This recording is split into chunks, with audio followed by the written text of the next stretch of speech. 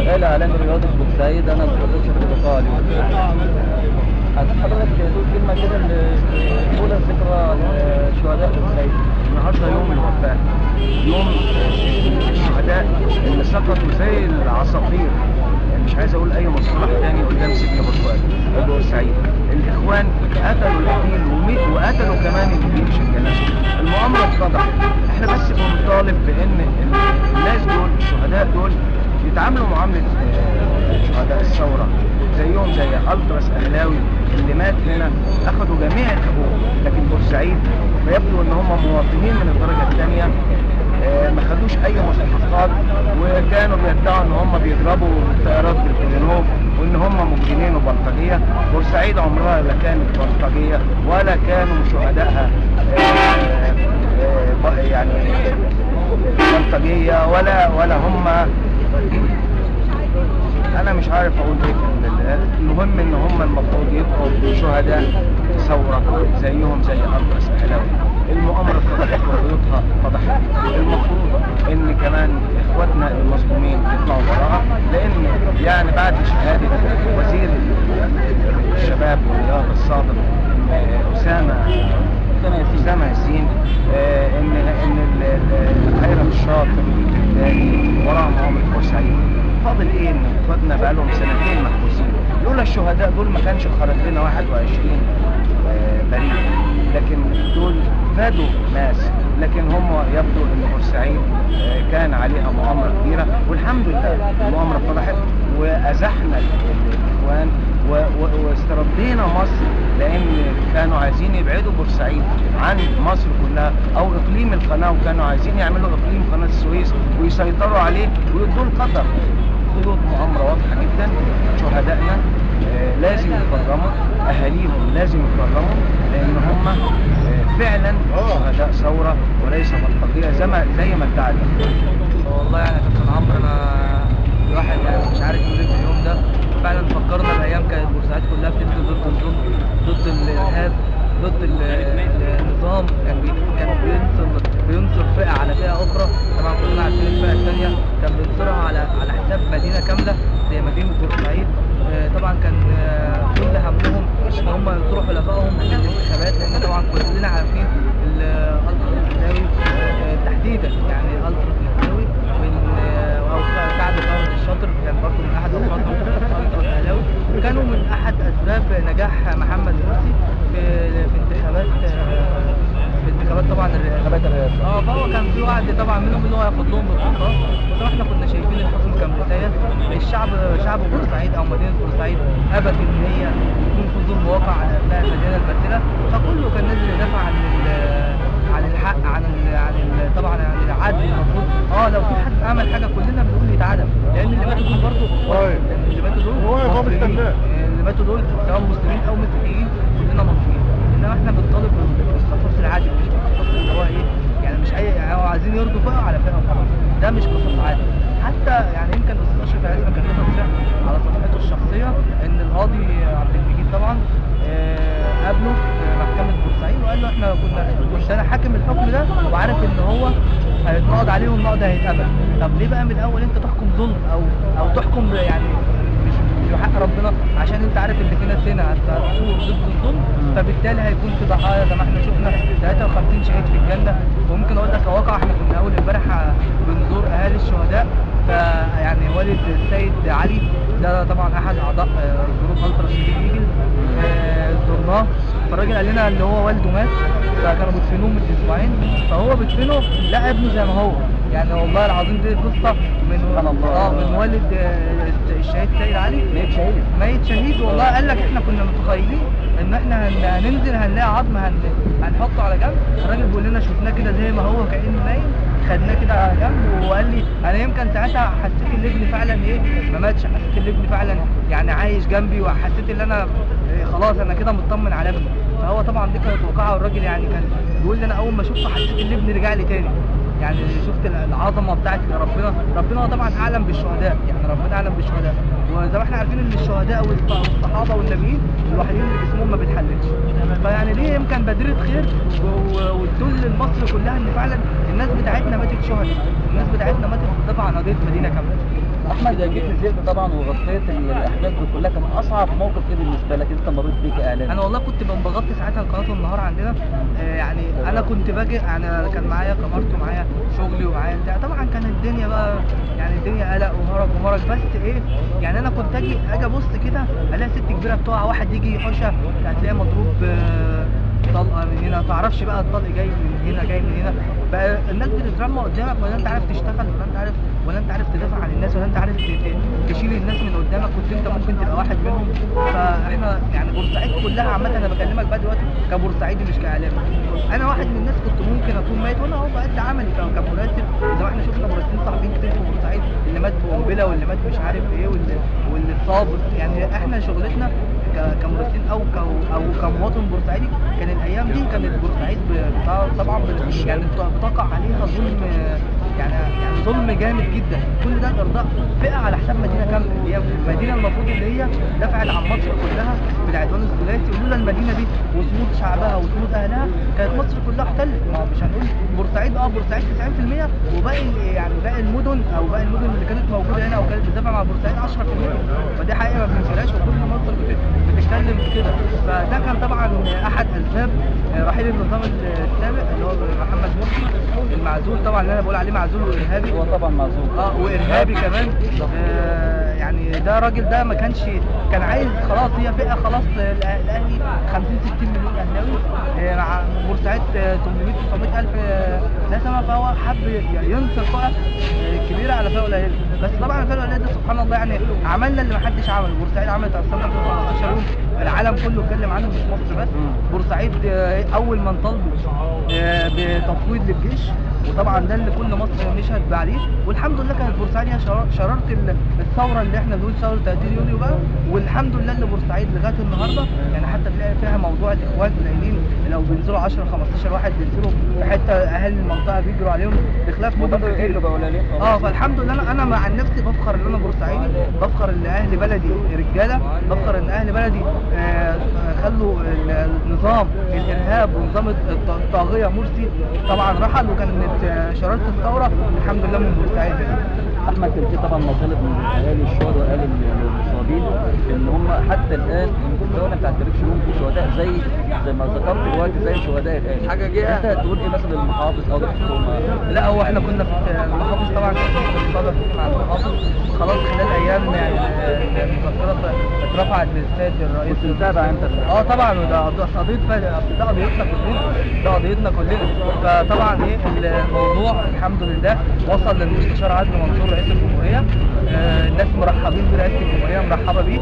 ويعني المحافظ وعدنا خلال اسبوع باذن الله الشهداء ومصابي بورسعيد هيتحاسبوا مصابي شهداء ثوره باذن الله. ان شاء الله احنا بقاء الدوله نربط اجيال على ايديها. وطبعا عايزين كلمه من حضرتك في الذكرى الاولى لشهداء بورسعيد. الاول بنقول بسم الله الرحمن الرحيم، وانا لله وانا اليه راجعون. اليوم النهارده ذكرى شهدائنا في بورسعيد، ذكرى لاولادنا اللي ماتوا في بورسعيد. بنقول للمسؤولين احنا مش ناسين ولادنا ولا هننسى ولادنا، بس احنا مستنيين اما البلد تقف على رجليها، مستنيين البلد تقف على حيلها وتبقى تمام نطالب بحقوق.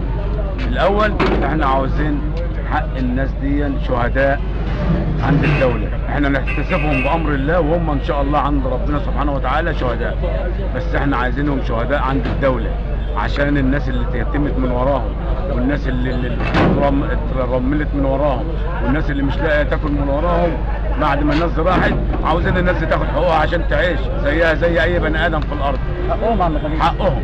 الحق الثاني هندور عليه، بس لما الدوله الحق الثاني حق الناس اللي موتتهم، حق اللي موت الناس دي، بس لازم البلد تقف على رجليها.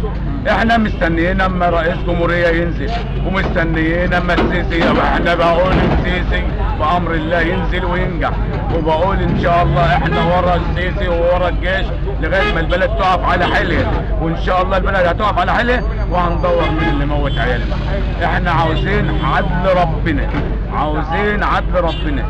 الناس دي ما فيهمش واحد عنده محضر بوليس، ما ينفعش الناس دي يروح حقها كده واحنا نايمين. لا احنا مش نايمين، احنا بنعمل الذكرى حاجه عزم بنسمع قران وبنجدد ذكراهم وبنفهم الناس ان احنا فاكرين مش ناسيين، بس هندور على خطوه خطوه. بس الخطوه الاولى ان لازم مصر تقف على رجليها، لازم الدوله كلها تقف على رجليها، لازم مصر يبقى لها رئيس عشان يحكمها وتبقى تمام، لازم الدوله يبقى لها دستور والدستور اتعمل والحمد لله رب العالمين. يبقى ناقصنا رئيس جمهوريه وناقصنا الاول قبل كل الكلام ده احنا عاوزين دول يتحسبوا شهداء عند البلد عند الدوله عشان ياخدوا حقوقهم زيهم زي غيرهم. ما اجيبش ناس انا من هنا ومن هنا ويثبتوا شهداء وانا عيالي ما تثبتش شهداء. دي رساله بنوصلها للمحافظ عم خميس. رساله بنوصلها للمسؤول الكبير في الدوله، ما بوصلهاش. بص سياده المحافظ عارف الموضوع ده وكل المسؤولين في البلد عارفين الموضوع ده. انا بناشد رئيس الدوله، بناشد المسؤول الاول عن الدوله، بناشد اكبر راس في الدوله، احنا عاوزين حقوق عيالنا دول يتحسبوا شهداء عند الدوله وماهوش كتير عليهم، لان دي ناس راحت قضاء وقدر وزي ما انت فاهم. عم خميس البقاء لله. لا اله الا الله محمد رسول الله. مش حبيبي اسلام الفحله وتامر الفحله. الله يرحمه. الله يرحمه. اين محافظ بورسعيد من حارس مرمى كاس مصر 98 ده تامر الفحله. الله يبارك لك. واسلام ابن خالد، الاثنين من بيت واحد. انا كنت نايم عند السجن هناك. انا كنت موسي عشان راضي لاطراف النادي الاهلي وجماهير النادي الاهلي، قال لك اخلص على عدد سكان بورسعيد 800,000 قصاد 50 مليون، قصاد 50 مليون. ما يجيش يقول لي بقى الداخليه والجيش اللي ضربتهم، لا هم الاخوان. احنا عرفنا بنقول لجماهير النادي الاهلي يا جماهير النادي الاهلي يا ناس محترمين، انتوا عرفتوا مين اللي قتل الاهلي ومين اللي قتل شهداء بورسعيد. كفايه دم بقى، كفايه. هم الاخوان.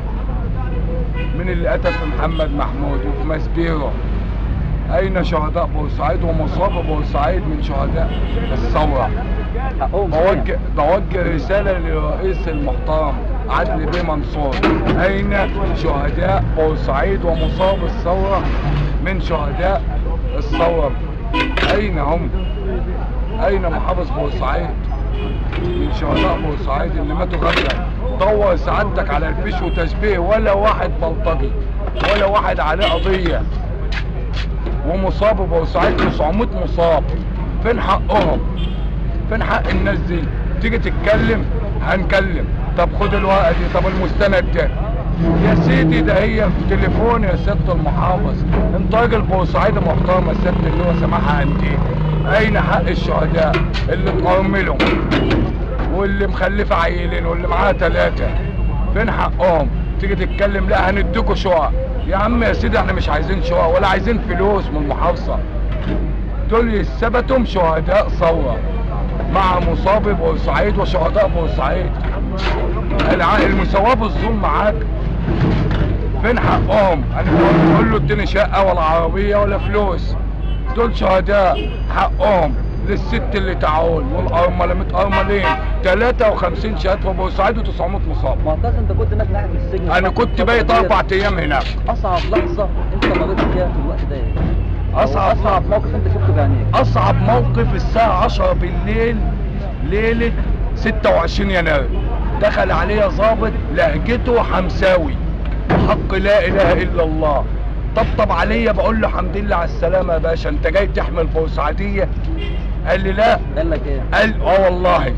قال لي احنا عارفين ان بورسعيد في توات بايده كده فحل، لغته حمساوي فلسطيني سوري كده، وشكله مش تبع داخليه مصر. احنا ضباط الداخليه كانوا واقفين جنبنا، ضباط مباحث بورسعيد كلهم. والله والله والله محمد ابو غزاله رئيس مباحث الضواحي سابقا كان واقف جنب محمود عوض على يميني، ضباط المباحث كلهم جنب مني، ومدير الامن واقف جنب مني. قال لك اوامر من مرسي طلع دول فوق السجون. يا دوب سمعنا الحكم وجايين نتمشى لقينا طلقات جايه من جميع الجهات، اللي ماشي بالشارع واللي جاي نازل يجيب لبن وتامر الفحله ابن خالي كان على يميني، واسلام كان قدام مني، وكلهم ده واحد تمرين، والطزو قدام مني. الطزو شايل شنطته، الطزو لعيب في نادي المريخ شايل شنطته شايل شنطته وراح تمرين وتامر راح التمرين بقى يضرب عشوائي. اللي عند السجن حطوا للنادي جنب السجن، نادي المريخ جنب السجن، بيقول له قول لي وداك. النادي كان جنب السجن، راح التمرين وتامر الفحله الاثنين كانوا رايحين التمرين بتاعهم. احنا واقفين مع الدوله وواقفين مع الفريق اول عبد الفتاح السيسي وواقفين مع الشرطه، بس احنا لنا حق اولادنا مش هنسيبه. احنا هم احتسبوا عند الله شهداء، اخد بال حضرتك انت، لكن احنا حق اولادنا مش هنسيبه. بس لما الدوله تقف الساده المسؤولين دلوقتي احنا بنوصل رساله، الدوله تقف على رجليها، واهم حاجه زي ما الرئيس كان قال مصر اولا ومعتاد، الدوله تقف على رجليها واحنا نجيب حق الشهداء. لان بص وزير مش عايزين نسمي اسامي، ضرب النار ما تطبقش الا في بورسعيد، ما تنفذش الا في بورسعيد. من ساعه ما مسك وزير الداخليه ضرب النار يعني ما تنفذش الا في بورسعيد. بقول لعدلي بيه منصور، بقول له كلمه حلوه، بقول له شعب بورسعيد 67 و54 و73 شهداء بورسعيد و56 اسفلت بورسعيد اتملى بدماء شهداء من 56 ل 2013. احنا مع الوطن ثم الوطن ثم الوطن ثم الوطن ثم الوطن ثم بورسعيد وحق شهداء بورسعيد. شكرا معتز وبقاء لله يا جماعه. ربنا يرحمهم ويجعلهم من اهل الجنه ان شاء الله، وحقهم ان شاء الله محدش هيسيبه باذن الله، مش هنسيب لهم حقهم باذن الله. حضرتك زوجته؟ ايوه معايا 3 اطفال منهم. 3 اطفال. طب احكي لنا كده الموقف، هو مات ازاي؟ استشهد ازاي؟ والله احنا بيتنا شارع السجن، شارع الصباح. ساكنه في شارع الصباح؟ بيتي وبيت جوزي في شارع الصباح. فبنتي الصغيره عندها 2 سنين تعبت. بنتي عندها 2 سنين كانت تعبانه وكانت عندها حاله سخونيه جامده جدا، فنزل يجيب لها العلاج من شارع من صيدليه عوف حماده. اتضرب بالنار. عوف حماده جنب بيتي على طول، اتضرب بالنار. ده كان في صباح 26؟ كانت الساعه 4:30. 4:30 العصر يوم 26. جالي بقى الخبر اخدوه على طول، يعني هو اخدوا المستشفى مات كده من على السجن. جالي الخبر ان هو في مستشفى المقرة، رحت لقيته كرم ربنا بس رحمه. بقول لرئيس الوزراء وبقول لرئيس الدولة حاليا، يعني يا ريت يخلي بورسعيد تحت عينيه شوية، يبص لنا، يبص للناس اللي ماتت ديت من غير اي ذنب. احنا مش طالبين الا القصاص، مش طالبين الا حقهم، القصاص عدل ربنا، وطالبين شهاده الشهيد، لان الناس دي ناس محترمه جدا. وانا عن نفسي طلبت تحريات من احمد وصفي بتاع الجيش، قلت له انا عايزه تحريات عن اللي هو احمد وصفي، اللي هو احمد وصفي. تحريات عن جوزي، لان انا واثقه ان جوزي كان راجل محترم جدا. عملوا فعلا تحريات مفيش اي حاجه عليهم. جوز حضرتك كان شغال فين؟ كان سباك، يعني ولا موظف ولا كان قاعد على مكتب، كان راجل اليوم بيومه ينزل يشتغل يرجع بفلوس عشان خاطر عياله ياكلهم، يعني ما كانش يعني كان صنايعي. حضرتك موظفه؟ لا، ربة منزل وقاعده في البيت بربي ولادي حاليا برضه، زي ما كنت بربيهم وابوهم عايش برضه بكمل رسالته بربيهم وهم توفى. بقاء لله. ونعم بالله. شكرا.